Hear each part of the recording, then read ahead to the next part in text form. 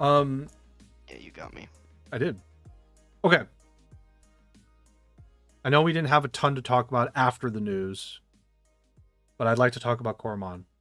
Mm-hmm. And after I'm done with Coromon, I will pretty much have nothing else to really discuss game wise. I just want to say that I really like Coromon. I wish people would play it. If you like Pokemon, please play it. I think it's a wonderful little game. I don't know how much it is on Steam right now. It's probably like 20 to 25 bucks, but I really think it's got a great style to it. I think that I won't say anything about the story. The story is really simple though. You just have to go around and collect Titan essence. So you just have to beat these Titan creatures and take their essence. So far, that's where I'm at. Okay, I'm not going to elaborate. There's nothing else to say. So you got to go adventuring around. You're a new researcher, and you got to go adventure around to get the Titan's essence. I think all the actual mons in the game look really cool. For the most part, I think there's only a couple I've said like I don't like it, but that's just like I think that was just a preference thing. I won't say that the design was bad. Mm-hmm. I really do think it looks great, and I really like playing it. It it's like it is like playing very much like that sort of DS/advanced era of Pokemon for me with that style to it. But it's very clean, like graphics are very clean. I mean it's battle works out pretty much the way you would play Pokemon with some few adjustments. For example, moves don't have PP. Your Mon gets a global SP meter, and each move has an SP like energy cost. Okay, so like that goes down, and you could spend a turn to recharge it, or you could use an item to recharge it, or if you get put to sleep, it recharges, which is actually kind of interesting. And there's like status effects, like you can get paralyzed, you can get poisoned, do similar stuff. You can get a bleed status, and you take like bleed damage every turn. You can get burned. Yeah, a lot of similarities. Not going to go on. A lot of cool similarities. I think this is a fantastic little game. And if I think you're at all interested in Pokemon, you'll probably like this one. I think the game is like really well done at this point. I think initially on the release it had some problems, but in the state that it's in now, it's probably one of my favorite Pokemon games. It's just very good. Very well made. I haven't come across any bugs recently with the game. Great music. Like, music is great for the game. I really do like all the different battle themes. They did a great job. Like, I don't know. The writing is a bit funny. Like, it's a bit like comedic, funny writing. It's not like doesn't take itself too seriously, which I like. I don't know. It's like it's great. I mean, like each little area has its own story and all that. I won't say the story is like amazing or anything because it's not, but I wish more people would play it. I don't know what the actual like sales were of the game, but I do hope people play it. It's great. If you like Pokemon, you'll like it. Very good game. The Mons are all great. Love the Mons. Very cool. Good designs all around. Game can be challenging at times. There are boss battles. The Titans act as boss battles. Can be challenging. They're over leveled. You may or may not be leveled with them, or so I have had to train a little bit outside of, normal battling. It's not like it's easy, but I don't know. It's a good game. I actually don't have much more to say, to be honest. I highly recommend it. For me right now, like I haven't finished it yet, so but for me right now, it's like probably my favorite game I've played this year. Wow. It's my favorite game I've played this year. I haven't played a ton of them, to be fair to that statement.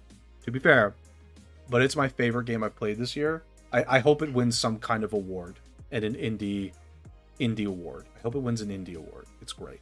It's so good. Yep. And there The aren't game actually a is- lot of people playing it on Twitch or anything. So Mhm. Yeah, the game is $20 on Steam, so it's yeah, not very expensive. that's a freaking bargain. That's like it. Honest to God, is like playing Pokemon Diamond and Pearl. If you had asked me today, would you rather buy the Diamond and Pearl remake or buy Coromon? I would say buy Coromon 3 times. It's just better. It is just better. For me, at least. Like, Pokemon Diamond and Pearl are not bad games, to be fair, too. Like, the remakes aren't amazing or anything. But, like, Coromon just feels better. I feel good playing it. I would say I think the story is super simple, which kind of works against it a little bit. I don't know. There are like puzzles. Yeah. The puzzles are good. They're not too hard. I think there was one where I asked for help because I just didn't understand the idea of the puzzle. But once I understood the idea of it, it was very straightforward.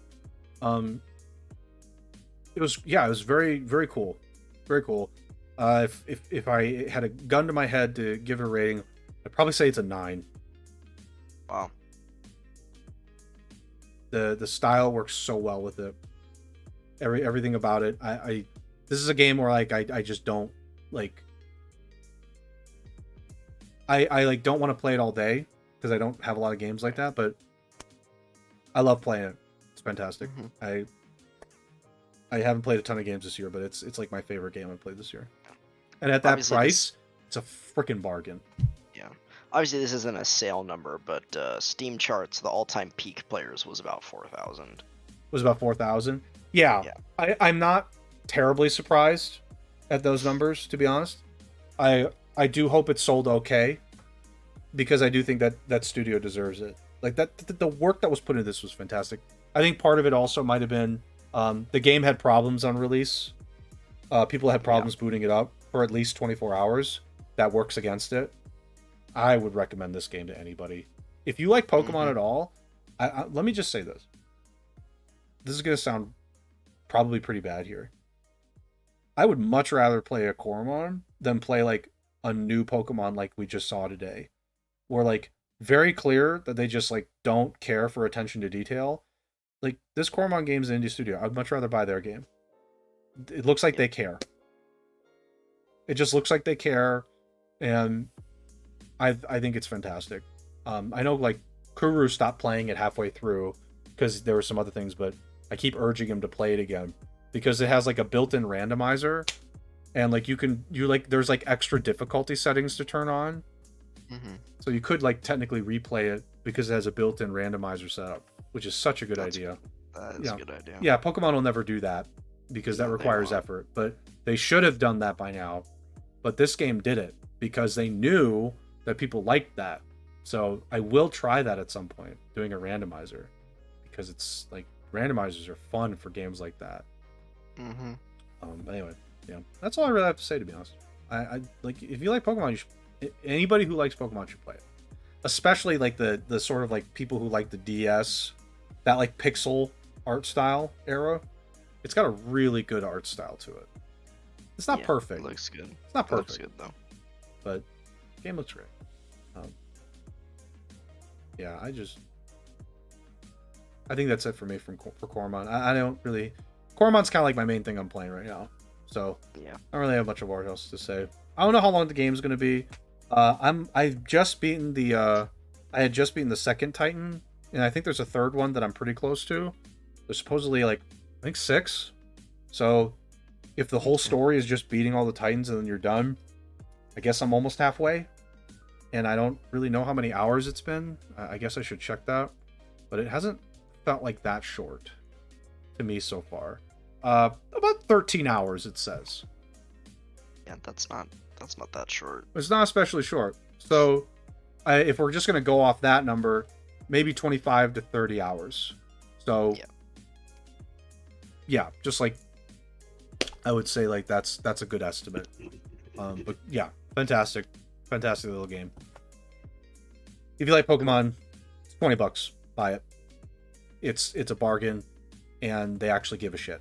So yeah, most Pokemon games, the first playthrough you'd guess you'd bank like 20 hours, Usually, maybe something like that. maybe. But this game is going to be longer than 20. It will be, which isn't a bad thing at all. It's just like I like it. It's fun. Like everything I've experienced so far, I've genuinely enjoyed. Mm-hmm. Which I can't actually say about Pokemon right now. Yeah. Even the Diamond and Pearl remakes, I can't necessarily say I've like really enjoyed that. I mean, it was. It made. I mean, I didn't fine. get that far in them, but they made some odd choices with that remake. Yeah, but it was fine. I mean, that remake's fine. It's just not to what I think. Like this Coromon game just feels much better for me. It's cool, very cool.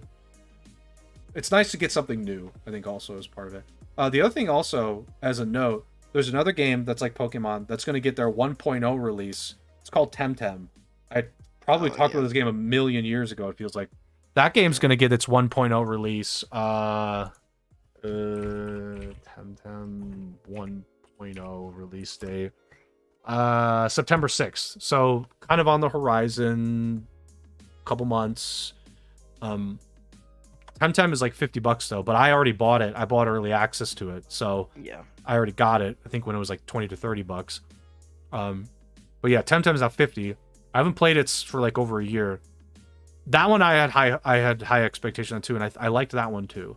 I like Coromon better than Temtem though, if you had to ask me. Temtem's cool if you play with a friend, because you can like double battle with your friend. That was a really cool idea that Pokemon obviously is adopting. Maybe. Temtem I think is a little expensive right now for those of you that are like, for those people out there, they're like trying to decide between that or Pokemon. I'd probably still choose Pokemon over Temtem, but it's an interesting idea. Coromon for 20 is like, look, do you like Pokemon? You do. If you have $20 to spare, you should do it. And you probably won't regret it, because it's going to feel the exact same to you, with some like nice detail additions and like a nice like enough difference where it feels like you're playing something somewhat different. So, yeah, Temtem's also another one that Kuru was telling me about. I mean, I already bought it when it was early access, so I'm gonna play it at some point, I imagine. But yeah, that's an interesting one. Anyway, so cool. And then you've been playing Songs of Conquest, which a little bit. I do need to pick that up again. That game was really like, I really did like it. I just like you're just liking Coromon. I am. I really am. Like Songs of Conquest was great though. I mean, we talked about it. It's great. No problems with it whatsoever. But shoot, man, like if you told me Songs of Conquest or Coromon, it's while Songs of Conquest did sell itself well, Coromon is very entertaining as a game. Mm-hmm. It's like I'm a kid again playing it. Really, like it feels like I'm a kid again. You know, 60 years ago when I was like 10. Right. Yeah. You know. So anyway, I don't really have much else. So if you have stuff, please. Yeah, I don't really. Yeah, I've been playing Songs of Conquest. You know, a little bit. I'm on the last mission of the second campaign now, but I don't really have much to say. The second campaign is definitely more difficult and gets going faster than the first. The first campaign is meant mostly as a tutorial. At least the first two missions, especially, are pretty much tutorial, and then they kind of ramp it up a little bit in the third mission, and then a little bit more in the fourth mission. So, second campaign's a little more difficult. And I like the story of the second campaign is like, well, it's nothing like super special. It is kind of interesting.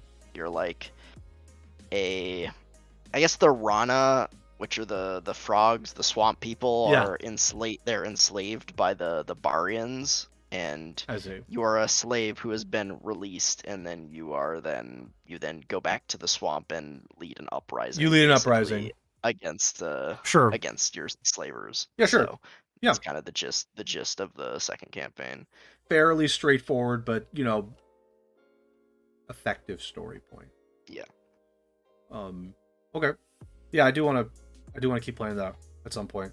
And I do want to try doing. I think I want to finish at least the first campaign before trying multiplayer. I want to at least try to finish the first one, which I'm on mission 3. Gonna have to give me some time to figure it out, but I will eventually. I'll probably just have to do what you mentioned, which is combine armies. But at some point, I'll get it all figured out. And mission 4, I'm sure, is going to take me a bit, but hopefully, we'll find some time now that some of your time has been opened up, where we can hop on for like a few hours and just see how it even works with multiplayer. So anyway, okay, well, I guess, do you want to close things down? We can close early. Like, for me, I'm fine with that. Okay. We can wrap it up. I don't think we have anything else to talk about. No use in standing here rambling. No. Of course not. So let's just conclude things. I mean, thanks, Ghost, for hanging out on the live stream, and for anybody else, in the VOD squad, we appreciate it. I do want to mention, by the way, we did get a comment on a video a while ago that I didn't really respond to, but I did like it. We'll try and keep a better eye on some comments from videos. The comment was for the Xenoblade video. It was simply they wanted to clarify and confirm that it was in fact like the combining of the Xenoblade 1 and 2 worlds for Xenoblade 3. They're just basically confirming it. That is. And I also want to confirm that they didn't say anything about my PowerPoint presentation. Therefore, they must have approved of it. That's how my logic's working. So we'll try and keep an eye on comments. Yeah. But I'm not sure if the dev I'm pretty sure they confirmed that. Yeah. But you can almost tell from just the art. Like, you see the Mechonis sword piercing the Urian Titan, and the Mechonis sword is from Xenoblade 1, and the Urian Titan is Xenoblade 2. So it's if not actually confirmed, it's almost there. Confirmed, like 99%. Right. Like, but I'm pretty sure they did say it at one point. I just don't remember 100% if they did. Well, we appreciate those comments. Regardless, we appreciate it. We'll try and respond more quickly. Yeah, we just didn't even catch it. I don't check. Like, I have my own YouTube account that I stay on most of the time, and I'm with you. OverLimit account that often. Unfortunately, I should keep my eye on. I'm with you. We upload basically whenever we upload. That's when I check, and I guess it was posted a little bit ago. So feel bad about it. And to be honest, we're not really used to getting comments. We don't really get any. Like, no, we don't. So at least ones that we need to, like, we sometimes obviously you get spam. Our friends we get spam, or like our friends will just like post a random comment, just to help us out. But we don't often get comments that actually need responding to. So. Yeah, no, I mean, like, yeah, it's fair. But anyway, well, we appreciate it. Anybody who is liking and commenting, thank you very much for doing that. I just wanted to acknowledge it, and we want to acknowledge it because we don't want to make it feel like nobody saw it. So thank you for that. But yeah, that's gonna do it. This video will hopefully get up sooner than last second, which was partly my fault because I didn't really address it with you, Spoon. But hopefully we'll figure it out. Next time we'll be better about it. I definitely have more time now, so if you need help again, just let me know. Yeah, no, you're welcome to do the help with the uploads. That would be like a bonus if you want to. I'll message you, but yeah, let's close it here. Thanks everybody. Thanks Ghost and Spoon, as always. Thanks for joining me. Yep. See you. Good night.